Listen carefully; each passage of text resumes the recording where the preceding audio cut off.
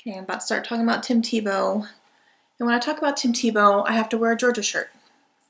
I just have to. It's like a requirement. Although I just got done watching the Georgia Tech game and we don't need to talk about that. Hey guys, it's Sarah, and today I have a review for you on Shaken by Tim Tebow. This was published on October 25th, so it's been out for a month now, and it was sent to me by the publisher, which is Waterbrook, in exchange for an honest review. And I was very lucky to be able to be a part of the launch team, so I kind of talked about it a little bit on both Twitter and on my BookTube channel, and now I have the review for you. So Shaken is a Christian nonfiction book, and this mainly focuses on the aspect of staying true to your faith, even though we live in a world that is really tending to either reject faith in God, or if it's not rejected, it's kept very quiet. So Tim Tebow is a football player. He's a quarterback. He played for the University of Florida and went on to win the Heisman Trophy while he was playing there. He also went to the NFL draft and played for quite a few NFL teams as a quarterback. He kind of went from team to team for a little while. Now he is actually commentating more than anything on sports, so he does a lot for the SEC network. He does a lot of commentating on the games and all that stuff.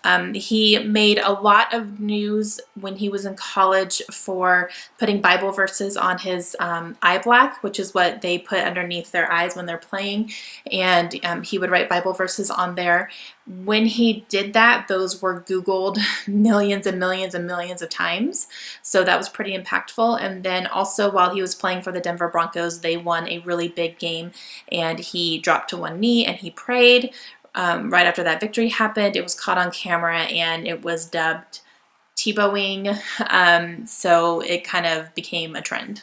Tim is very open about his faith, and he shares it whenever he can. Most of this book is about staying true to your faith, even when it's hard, or if you feel like the world is against you, just staying true and staying faithful. And then he draws on many of his experiences as far as being in the spotlight and still trying to stay true to his faith.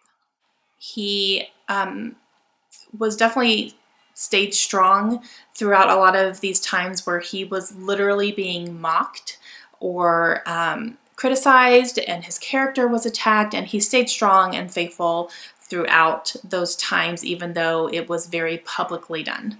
He talks about staying strong, feeling weak, and also just rising above all of the criticism and just to focus on what's really important, which is God's kingdom.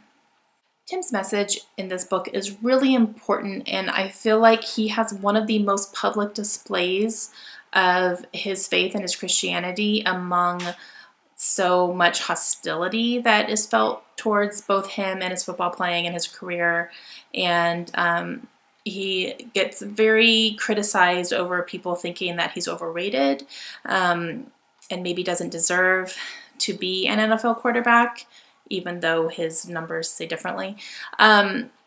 But he really just spent his entire career trying to rise above all of that, because it's really hard when you are in the spotlight and you're getting personally attacked for just trying to do your best. His experiences were very eye-opening, and just to see him rise above all of the critics and spend his free time working with kids with disabilities and talking to prison death row inmates was very refreshing, and that says a lot about his character, more than whatever happens on the football field. He definitely addresses when he was being a little bit hot-headed, or when he made some decisions that were not the best decisions to make. He definitely called himself out on that, and he also talks about the lessons he learned from those experiences. The only things about this book that I didn't enjoy so much is that the pacing is pretty slow. It actually took me a while to get through, even though it's pretty short. It's only a little over 200 pages, but it kind of took me a while just because it wasn't something that was like super fast paced and, just kept me interested the entire time. It was more like I would pick it up and read, a chapter here and there. It wasn't like a binge reading book.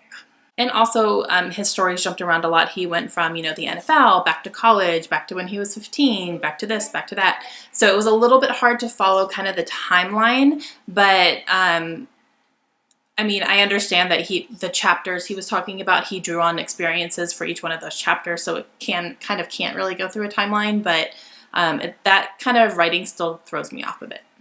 So overall, I gave this book 3 stars, and it more like a 3.5, but just the pacing and kind of having a hard time following the timeline of things just made me drop it down to like a 3.5. But the message is really good, and his experiences really speak to what he was talking about, and they all made sense, and you can really see the lessons that he learned. And just to see his selflessness, even though it's very easy for athletes and people who have a lot of money to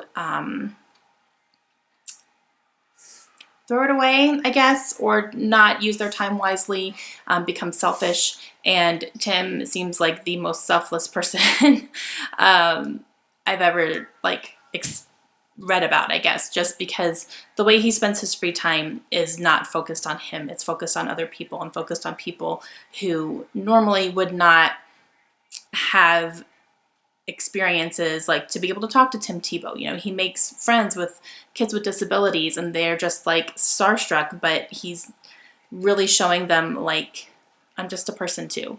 And I don't know a ton of athletes who will take the time to do that voluntarily. So overall, a pretty good read, and I definitely recommend it if it is something that sounds interesting to you. It is on sale now, so I will leave an Amazon link down below.